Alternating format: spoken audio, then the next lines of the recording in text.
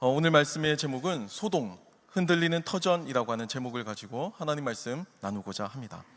저희가 계속해서 사도행전 본문을 가지고 함께 말씀을 나누고 있었는데요. 오늘 이제 종려주일을 맞이하여서 주님께서 예루살렘에 입성하시는 바로 그 본문을 가지고 한번 말씀을 나누고자 합니다. 지난 17일이죠. 미국의 유명 일간지 월스트리트 저널, 여기에 한국에 관한 아주 흥미로운 기사가 실렸습니다. 여러분 혹시 들어보셨어요? 펫락. 이름만 들어도 굉장히 생소한데요. 이게 한국말로 굳이 바꾸면 애완돌멩이, 애완돌멩이, 반려돌, 이렇게 볼 수가 있을 것 같습니다. 이게 유행한다는 거예요. 바쁘게 살아가는 이 한국인들에게 이 반려돌, 그러니까 이 애완돌멩이는 멍 때리기와 같이 휴식을 취하는 그 한국만의 한국적인 휴식이다. 그러니까 이제 그 기사에는 K 휴식 이렇게 돼 있거든요. K 휴식이다라고 하는 분석도 함께 실렸습니다. 뭐만 하면 다 K가 붙어요. 이 기사의 제목은요, 월스트리트 저널 3월 17일 판에서 과로한 한국인들이 반려돌과 함께 휴식을 취하고 있다라고 하는 제목입니다. 해당 기사에서는 이제 서울에서 홀로 1인 가구로 생활하고 있는 이 한 청년의 직장 생활의 고단함을 이 애완돌멩이에게, 이 반려돌에게 털어놓으면서 위로받는 이야기가 실려 있어요. 이 월스트리트 저널은 이 한국 사회를 이렇게 평가하거든요. 다른 나라에서 우리 사회를 평가하는 이 객관적인 이 내용을 한번 들어보시면 좋을 것 같아요. 한국인들은 산업화 국가 중에서 가장 긴 노동 시간을 견디고 있다, 이렇게 평가하면서요, 바쁘고 분주하고 모든 것이 바쁘게 변하는 세상 가운데서 한국인들은 알게 모르게 스트레스를 받아서 변하지 않는 그 무언가, 변하지 않는 고요함을 찾아서 아마 돌을 키우고 있는 것 같다라고 분석합니다. 실제로 이 기사에 나오는 인터뷰했던 이 1인 가구의 청년은요, 자신이 키우는 그 애완돌멩이, 이 돌멩이에게 이름을 붙여주었어요. 방방이. 방방이라고 이 돌을 들고 이야기를 하는데요, 이 돌을 보면서 이렇게 이야기를 하는 겁니다. 이 돌이 지금의 상태가 되기까지 얼마나 많은 과정을 견뎌냈겠어요. 이 과정을 견뎠을 거라는 사실에 일종의 마음의 평온함을 느낀다는 겁니다.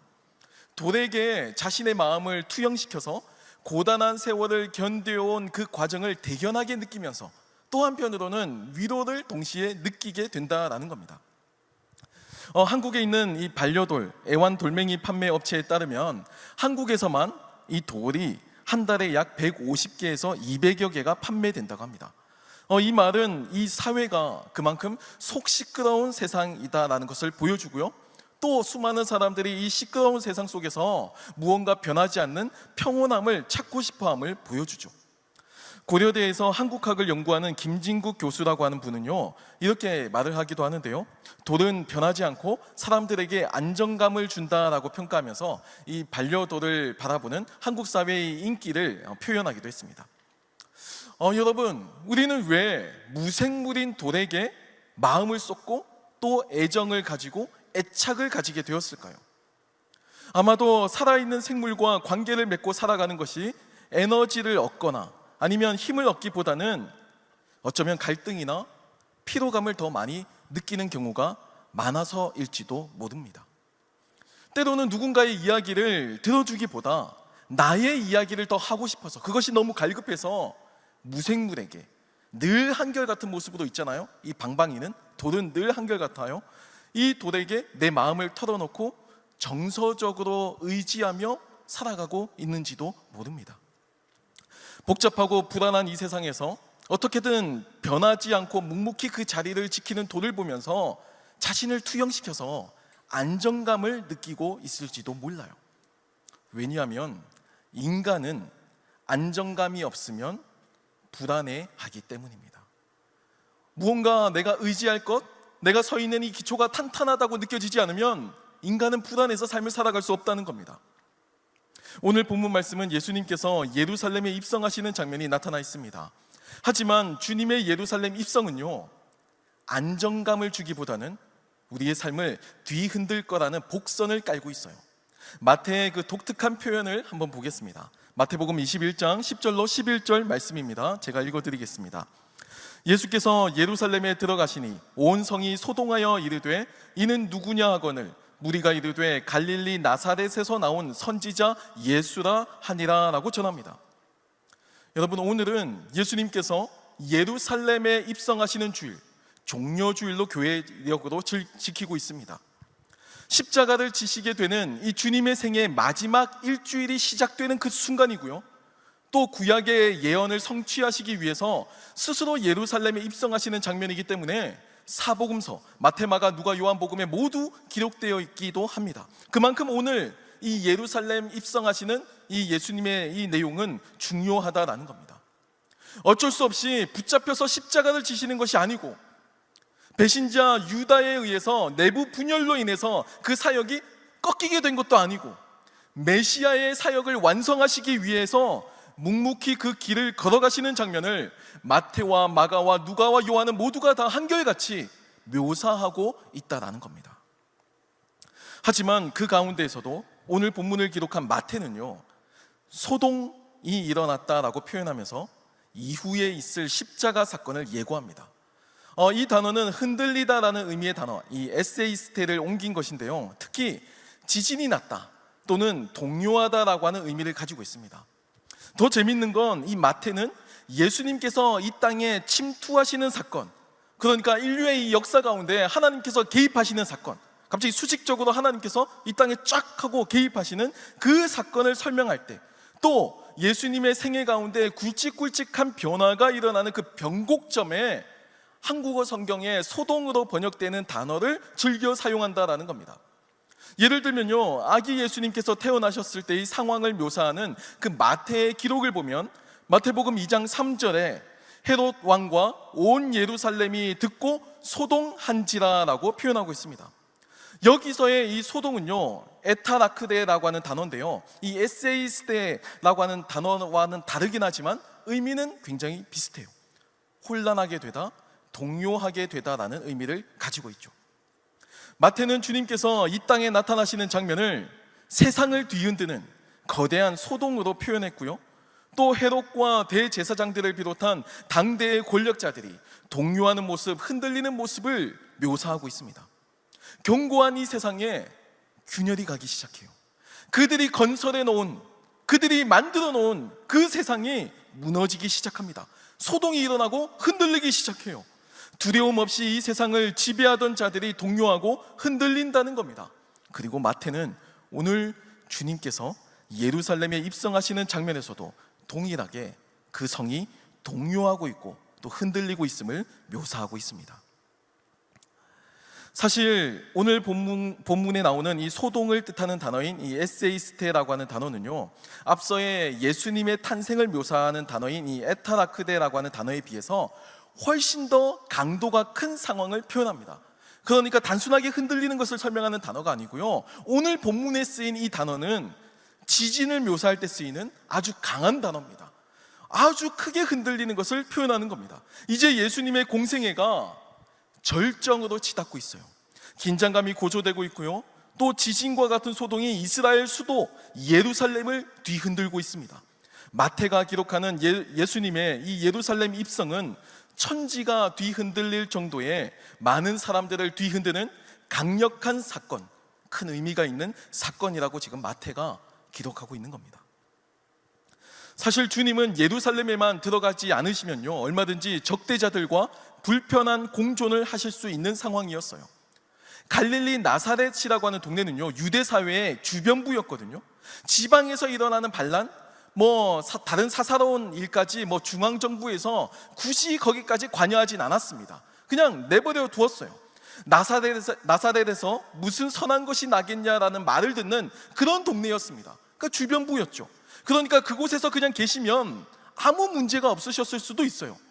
당시 사회에서 터부시되는 동네를 기반으로 해서 다시 세를 확장해서 나중에 훗날을 도모할 수도 있고요, 여전히 불편하긴 하지만 민심을 얻었기 때문에 사내들인 공회나 사두개파나 제사장들이 함부로 할 수 없는 정치적인 입지도 아마 있으셨을 겁니다. 하지만 주님께서는 굳이 그 상황을 벗어나서 소동을 일으키면서까지, 소동이 일어나게 되면서까지 그들의 심장부, 그들이 가장 예민하게 생각하는 그 중심인 예루살렘에 들어가시는 겁니다. 만약에 이 예루살렘에만 들어가지 않으셨다면 예수님은 십자가에 달리지 않으셨을지도 몰라요. 하지만 주님은 하나님의 명령에 순종하셨고요, 또 그 과정에서 철저하게 구약 성경 말씀을 성취하시면서 입성하십니다. 이제 예수님을 둘러싼 긴장감은 최고조에 다다르게 됩니다. 여러분, 문학 작품을 읽으시는 분은 아마 이 마태복음의 이 서술 기사를 보면서 드디어 클라이맥스로 향하고 있는 바로 이 긴장감을 아마 느끼게 될 거예요. 먼저 주님은 예루살렘에 입성하시면서 특이하게도 나귀 새끼를 타시는데, 이 장면은 스가랴서 9장 9절에 기록되어 있는 메시아에 대한 예언의 성취이기도 합니다. 스가랴서 9장 9절을 보면요, 시온에 따라 크게 기뻐할지어다, 예루살렘에 따라 즐거이 부를지어다. 보라, 내 왕이 내게 임하시나니 그는 공의로우시며 구원을 베푸시며 겸손하여서 나귀를 타시나니 나귀의 작은 것 곧 나귀 새끼니라 라고 기록합니다. 당시에도 권세 있고 명망 있는 사람들은요, 말을 탔습니다. 그것도 혈통이 우수한 말을 타고 다녔죠.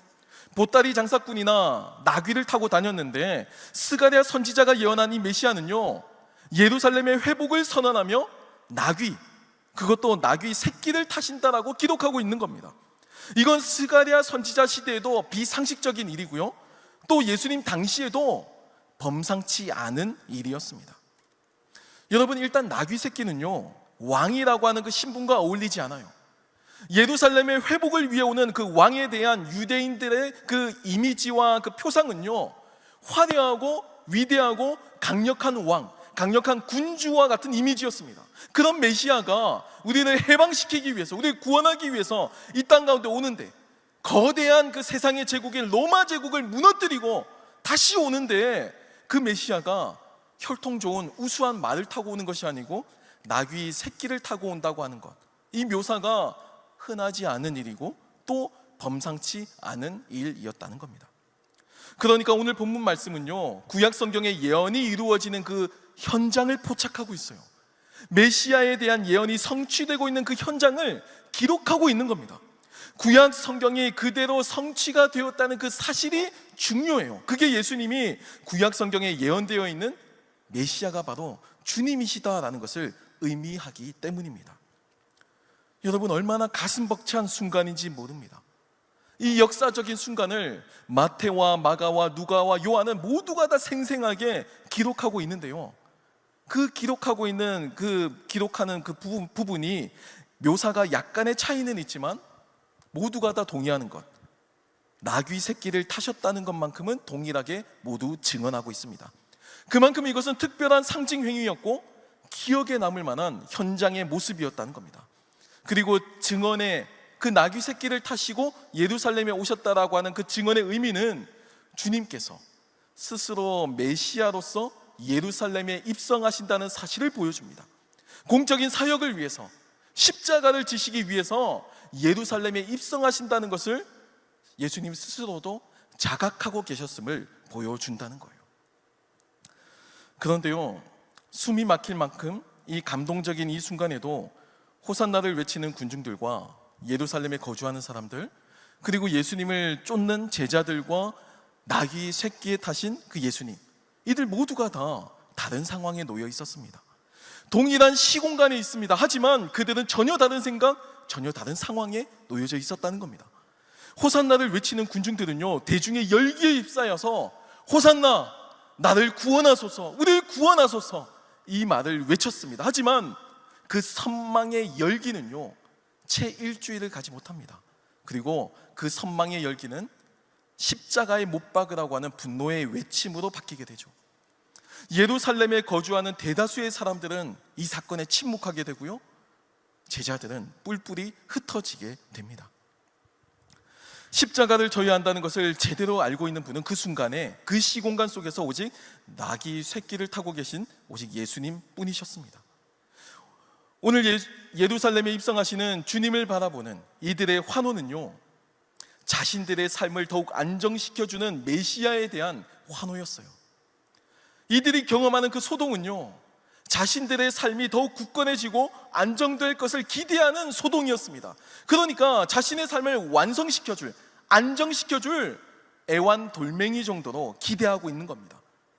하지만 마태가 기록하고 있는 이들의 소동은요, 에테이스테는 이들의 삶을 안정시켜주기 위함이 아니고 오히려 근본적으로 그들의 세계를 뒤흔들기 위함입니다. 나의 전 존재를 흔들기 위함이고요, 나의 존재의 그 뿌리부터, 근원부터 뒤흔들기 위함이었습니다. 마태는 이것을 소동이라는 단어를 통해서 이제 이어서 나타날 십자가 사건을 예고하고 있습니다.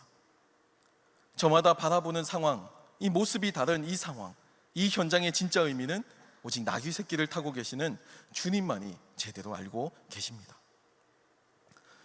여러분, 오늘날 많은 사람들이 종교를 가지는 이유로 자신의 삶의 안정을 위해서다라고 답을 한다고 합니다. 이해가 되죠? 분주하고 바쁜 그 경쟁 사회 가운데 그래도 흔들리지 않고 굳건한 그 어떤 것을 바라보면서 내가 위로도 얻고 힘도 얻기를 바란다는 겁니다. 그래야 내 삶도 어떤 기준점을 가지고 흔들리지 않고 걸어갈 수 있다, 이렇게 느끼는 거예요. 앞서 반려돌, 이 애완돌멩이를 키우는 목적과도 비슷하죠. 하루에도 몇 번씩 경제는 요동을 칩니다. 주가나 경제 지표에 따라서 웃었다가 울었다가를 반복하고요, 언론에서 지금은 스타로 만들고 있는, 모두가 다 찬양하는 그 유명한 정치인이나 연예인은요, 하루아침에 나락으로 떨어지기도 합니다. 이런 불안한 상황, 이런 위태위태한 삶에서 우리는 근본적으로 내 삶이 흔들리고 있다는 것을 감지해요.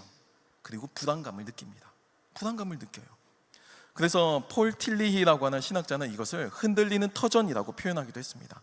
우리의 삶이 내 뜻대로만 움직이는 것이 아니라 하나님의 비전과 하나님의 그 강권적인 역사로 말미암아 우리의 터전이 흔들리고 있다라고 묘사하는 거예요.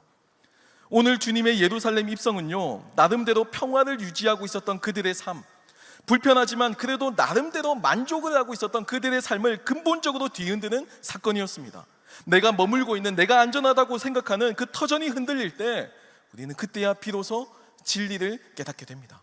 나귀의 새끼에 타고 계시는 그 예수님의 진짜 목적을 발견할 수 있게 되는 거예요. 여러분, 유대인들이 얼마나 종교적인 열심이 있었는지를 기억해야 합니다. 그들의 삶이나 문화나 경제나 정치 전반은요, 모두가 다 구약 성경을 중심에 두고 유대교를 중심으로 흘러가는 사회였어요. 역사를 판단할 때도요, 다른 나라는요, 군사력이 약해서 우리가 패전했다고, 정치적인 선택을 잘못해서 우리가 패망했다고 결론을 내릴 때에도 그들은 여전히 우리가 하나님을 진정으로 예배하지 못해서 그래서 우리가 망했다라고 결론을 내릴 수 있는 그런 민족이었습니다. 굉장히 종교적이죠. 구약 성경을 날마다 암송하고요, 그리고 하나님께서 그들의 이 역사 속에서 개입하시고 행하신 모든 일들을 단순히 기록만 한 것이 아니고 절기로 만들어서 자신들의 역사와 전통이 되도록 했습니다. 여러분, 근데 그런 민족이 지금 구약 성경에 예언되어 있는 이 메시아가 나타났음에도 불구하고 그것도 평범하지 않은 아주 특별한 방법으로, 익숙치 않은 방법으로 나귀 새끼를 타고 그 예언 그대로 나타났음에도 불구하고 이들의 삶은 저마다 다른 이해 속에 여전히 놓여져 있어요. 그리고 결국 앞으로 이제 다가오게 될 고난주간, 주님의 공생의 마지막 일주일간 이들은 모두 주님을 배신합니다. 왜 그렇게 이들의 삶이 그렇게 급격하게 달라졌을까요? 그 이유는 오늘 마태의 표현과도 같이 우리 주님께서 그들을 에세이스테 하셨기 때문입니다. 뒤흔드셨기 때문이에요. 소동을 일으키셨기 때문입니다. 그들의 불편한 마음을 뒤흔드셨습니다. 올바르지 못한 행동을 꾸짖으셨습니다. 그리고 새롭게 살 수 있도록 삶의 관성에 이끌려 살아가는 삶 말고 하나님의 말씀에 순종하며 살아가는 삶을 살도록 독려하셨기 때문입니다. 그게 그들이 주님을 배신한 이유였어요. 나름의 자기만의 방식으로 삶의 안정을 누리고 살고 있는데 이걸 뒤흔드니까, 뿌리째 흔드니까 받아들일 수 없는 겁니다. 여러분, 오늘날도 마찬가지죠. 우리의 삶, 우리의 존재를 뒤흔드는 사건을 받아들인다는 것, 수용한다는 것 결코 쉽지 않습니다. 사랑하는 성도 여러분, 오늘 주님께서 예루살렘에 입성하시는 장면을 똑같이 기록한 이 누가는요, 이 상황을 더 자세하게 묘사합니다. 특별히 예수님의 감정을 표현하고 있는 점이 독특한데요, 누가복음 19장 41절을 보시면 이렇게 기록되어 있습니다. 가까이 오사 성을 보시고 우시며 라고 표현합니다. 저는 이 표현이 흔들기 위해서, 에세이스테 하기 위해서 오시는 주님의 마음, 그리고 흔들릴 수밖에 없는, 아니 흔들려야만 하는 우리 주님의 마음을 잘 표현하고 있다라고 저는 생각합니다. 사람들의 환호와 열광 속에서 주님은 뒤이어 일어날 일을 이미 알고 계셨고요, 그 상황에서 열광적인 그 분위기에서 홀로 고통 가운데 계셨습니다. 오늘 마태의 표현과도 같이 곧 이어 일어날 소동을 아시면서 홀로 그 고통을 감내하셨죠. 주님께서 들어오셔서 에세이스테 뒤 흔들어 놓으셔야 하는데 많은 사람들은 이 흔들림을 거절한 겁니다. 여러분, 솔직히 말하면 우리가 추구하는 삶은 그 어떤 고난도 없는, 어려움도 없는 이상적인 삶을 우리는 바라고 있죠. 안정감을 느끼게 해주는 돌에게, 돌멩이에게 마음을 주고 정을 붙이며 살아가는 병리학적인 모습을 살면서도 여전히 그 어떤 외부의 소동에도 흔들리지 않는 삶을 원해서 돈에 집착하거나 권력에 목을 매거나 안정된 수입과 건강을 바라기도 합니다. 외부에서 오는 그 흔들림을 극복하기 위해서 나름대로 발부둥치는 겁니다. 내부에서 일어나는 소동도 있어요. 다른 사람들과 비교하면서 겪는 열등감이나 교만함, 내가 이미 가진 것을 행복이라고 생각하지 못하고 늘 부족하다고 느끼고 결핍을 느끼며 스스로에게 고통을 주는 내부의, 내 안에서의 그 흔들림, 에세이스테, 그 소동도 있습니다. 이리저리 흔들리는 삶의 위협을 느끼고 결코 흔들리지 않는 삶을 살기 위해서 눈에 보이는 돈에, 사람들의 평가에 늘 더 높은 권력을 추구하는 삶을 몰입하면서 살아가기도 합니다. 흔들리지 않기 위해서. 이러한 우리들에게 주님은요, 예배를 통해서, 또 말씀을 통해서, 찬양과 기도를 통해서 우리의 마음을 에세이스테, 뒤흔들고 계십니다. 소동을 일으키시고 지진을 일으키시는 거예요. 그렇게 살면 안 된다고, 세상에 이끌려 나가는 이 질서 속에 몸을 내맡기지 말고 하나님께서 인도하시는 그 질서에 순응하는 삶을 살아야 한다고 우리 주님께서 말씀하고 계시는 겁니다. 당연하게 받아들이는 가치관을 흔드시고, 익숙하게 적응된 삶의 방식을 흔드시고, 내가 추구하는 삶의 비전과 목표를 흔드시고, 내가 안전하다고 느끼는 그 의지하는 그것을 뒤흔드십니다. 주님의 말씀 앞에서 흔들림이 있어야 우리는 그 안에서 일어나는 그 소동을 발견할 수가 있고요, 또 주님의 고통을 그 안에서 발견할 수 있습니다. 고난주간을 맞이하면서 우리의 삶이 하나님의 뜻대로 하나님 앞에 강권적으로 사로잡혀 살아가는 저와 여러분이 되길 소망합니다. 하나님께서 흔드시는 이 하나님의 흔드심 앞에 우리가 다시금 원래의 목적을 찾아가고 삶의 바른 기준을 찾아가는 우리 라인 청년부가 되길 소망합니다. 우리 이 시간 함께 찬양하고 또 기도하는 시간을 가지겠습니다. 우리 이 시간 함께 찬양할 때 우리 당신은 시간을 뚫고라고 하는 찬양을 함께 고백하길 원하는데요.